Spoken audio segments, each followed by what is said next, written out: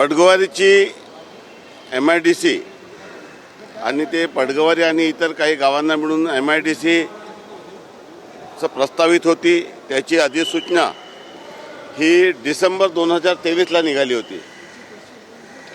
त्या दरम्यान MIDCने जेवढ्या जागेची पाहणी केली होती त्यानुसार त्यांनी पडगवारीची जागा योग्य असल्याचा अहवाल दिला होता। एक 4-5 जागेचा पर्याय मी त्यांना दिला होता आणि MIDCने त्या जागेची निवड केली। परंतु शेतकऱ्यांना योग्य मोबदला मिळाला पाहिजे, शेतकऱ्यांची भावना विचारात घेतली पाहिजे आणि कुठल्याही शेतकऱ्यांवर अन्याय करून अशा पद्धतीचा प्रकल्प करण्याच्या मानसिकतेत राज्य शासन नाही। परंतु एका बाजूने लोकांना रोजगाराची गरज आहे, दुसरीकडे औद्योगिक प्रगती प्रत्येक मतदारसंघात झाली पाहिजे। दुर्दैवाने जे लोक MIDC आली नाही म्हणून मला बदनाम करण्याचा प्रयत्न करत होते आणि जेव्हा मी MIDC येणार असं सांगितलं होतं तेव्हा त्यांनी चॉकलेट आहे असं सांगून लोकांना भ्रमित करण्याचा प्रयत्न केला। आज ते लोक MIDC होऊ नये म्हणून देखील काही लोक प्रयत्न करत आहे।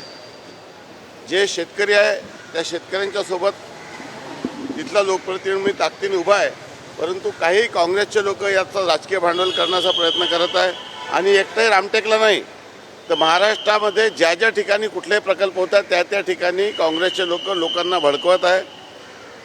शेतकऱ्यांच्या भावना योग्य आहे, त्याचा पूर्णपणे सन्मान झाला पाहिजे, त्यांना योग्य मोबदला मिळाला पाहिजे। त्याशिवाय त्या शेतकऱ्यांशी संवाद करून त्यांच्या भावना समजून घेऊन त्यांच्याशी विचारविनिमय करूनच या संदर्भात निर्णय घेतला जाईल असं मी शेतकऱ्यांना सांगितलं आहे। परंतु जे लोकांना भ्रमित करत आहे, तुम्हाला 10 लाख रुपये रेट मिळणार आहे, 5 लाख रुपये रेट मिळणार आहे, तुमची सुपीक जमीन जाणार आहे, असं काही लोक त्यांना जाऊन भडकवत आहे। त्या संदर्भात मी सर्व गावकऱ्यांना सांगितलं आहे की मी तुमच्याशी चर्चा करूनच अंतिम निर्णय घेईल। शेतकऱ्यांच्या भावना आमच्यासाठी सर्वोपरी आहे। मी राज्याचा कृषी राज्यमंत्री आहे, त्यामुळे शेतकऱ्यांसाठी सहित मी निश्चितपणे सर्वोपरी मानणार आहे। माननीय मुख्यमंत्री महोदयाशी या संदर्भात चर्चा करेल आणि जे काही योग्य निर्णय तो या ठिकाणी घेतला।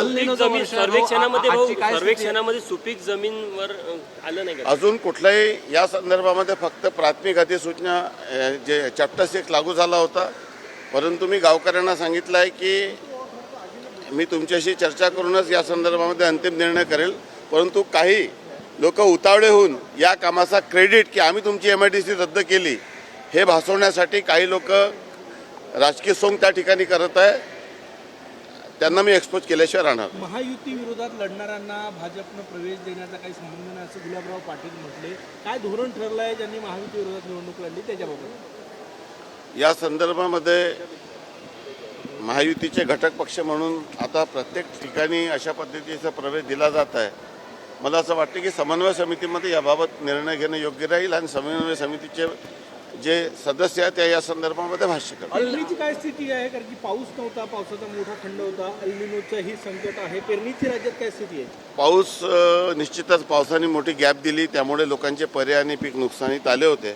परंतु प्रत्येक पालकमंत्र्यांना, राज्य सरकारच्या सर्व प्रशासकीय अधिकाऱ्यांना, जिल्हाधिकाऱ्यांना या संदर्भामध्ये सूचना दिलेल्या आहे। सुदैवाने मागच्या 4-5 दिवसामध्ये नागपूरला पाऊस आला, अनेक भागात पाऊस या ठिकाणी येत आहे।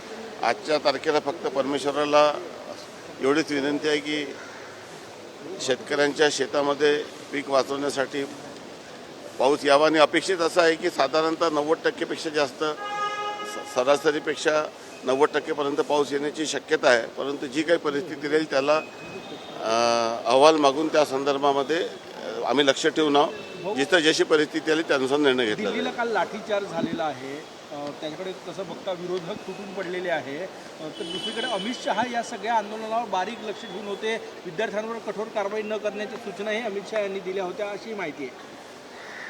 हे बघा की राजकीयदृष्ट्या काही जे विरोधक आहे ते विरोधक नेहमी सरकारच्या विरोधात अशा पद्धतीचं नरेटिव्ह पसरवण्याचा प्रयत्न करत आहे। सांगतात की लोकशाही मार्गाने शांततेत मोर्चा, आता संसदेत जाणे, बॅरिकेडिंग तोडणे हे कुठलीही लोकशाहीची शांती मोर्चाची पद्धत आहे। आणि मी परत सांगतो, काले मी बोललो की काही कळव्या विचाराच्या संघटना सरकारच्या विरोधात ज्यांची जे कळवट विचारधारेचे लोक आहेत ते यूथला भ्रमित करत आहे आणि जणू काही महाराष्ट्रात किंवा देशामध्ये श्रीलंकेसारखी स्थिती अशा पद्धतीचं चित्र निर्माण करून जगामध्ये भारताची प्रतिमा ते खराब करण्याचा प्रयत्न करत आहे. वास्तविक पाहता एवढं काही विषय नव्हतं. जी नीटची परीक्षा चुकीची झाली, टेलिग्रामसारखे ॲप बंद करून यशस्वीरित्या परीक्षा दिलेल्या आहे. यापूर्वी देखील पेपर लीक, शेवटी टेक्नॉलॉजीचं युग आहे. आता सोशल मीडियाच्या माध्यमातून डॉक्युमेंट इकडून तिकडे जाणं काही खूप मोठी गोष्ट नाही. तरी देखील यशस्वीरित्या नीटची परीक्षा झाली. परंतु व्यवस्थेच्या विरोधात बंड पुकारून लोकांना भ्रमित करून त्यांचे माथे भडकवून जी कडव्या विचाराचे जे लोक जे तरुणांना दिशाभूल करत आहे, त्यांना एक्सप्लॉइट करत आहे, यापासून त्यांनी सावध राहावं. जे बिचारे साधारण लोक आहेत ज्यांना या संदर्भामध्ये कट कारस्थान माहीत नाही ते याच्यात भरडले जाते असं मला दुःख आहे. शहर डीपीसी आणि ग्रामीण डीपीसी यांच्यामध्ये विभागणी करण्यात आली आहे. तुम्ही ग्रामीणमध्ये नेता, ती मान्य आहे का तुम्हाला? असं कुठलीही व्यवस्था कायद्यात नाही आहे. जिल्ह्याची DPDC एक असते आणि जिल्ह्यामध्ये कुठल्या जिल्ह्यामध्ये 2 DPDCची सध्या तरतूद नाही आहे. कायद्यामध्ये तशी तरतूद नाही, त्यामुळे होणं शक्य नाही. सोयाबीन संदर्भामध्ये 6,000 हेक्टर सोयाबीन संदर्भात उगवत नाही. 6,000 हेक्टरपेक्षाही जास्त तक्रारी पुढे आल्या आहेत.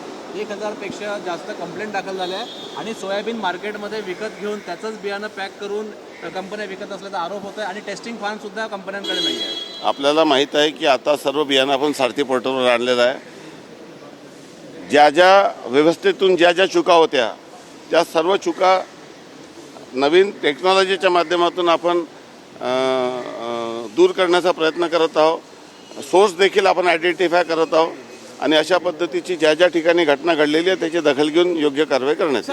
एक मराठी प्रश्न असा आहे, SRA संदर्भात तक्रारी खूप आहे. तर विधी न्याय तुमच्याकडे आहे, तुमच्याच पक्षाकडे हे सगळं गृहनिर्माण मंत्रालय आहे. आत्ताच विजय वडेट्टीवार यांनी आरोप केला आहे SRA जे लोक येतात ते तिथंच कायम राहतात. युनिकॉर्न बिल्डरनं 100 कोटी रुपयाचा FSI घोटाळा केलेला आहे. हे केव्हा या संदर्भात कारवाई होणार? मला असं वाटतं की असं कुठली घटना घडलेली नाही, परंतु या विभागाच्या मंत्र्यांकडूनच या संदर्भामध्ये उत्तर घेणं योग्य राहील. सर एक हिंदी में बताइए, कल जंतर मंतर में जिस तरह से लाठीचार्ज हुआ है, क्या कहोगे इसके ऊपर? क्या देखिए, हमारे देश में सरकार और पूरे सिस्टम के खिलाफ बिना कोई वजह से एक अराजकता का माहौल फैलाने का प्रयत्न हो रहा है.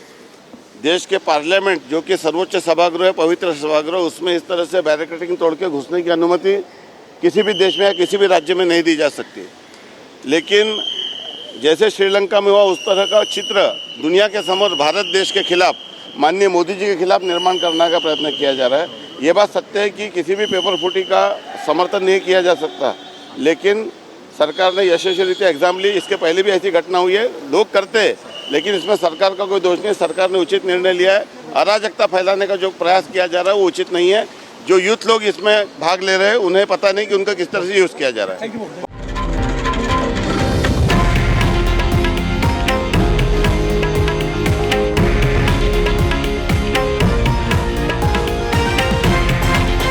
हे आहे देशातील नंबर 1 न्यूज नेटवर्क आणि आपण पाहत आहात TV9 मराठी, एकमेव.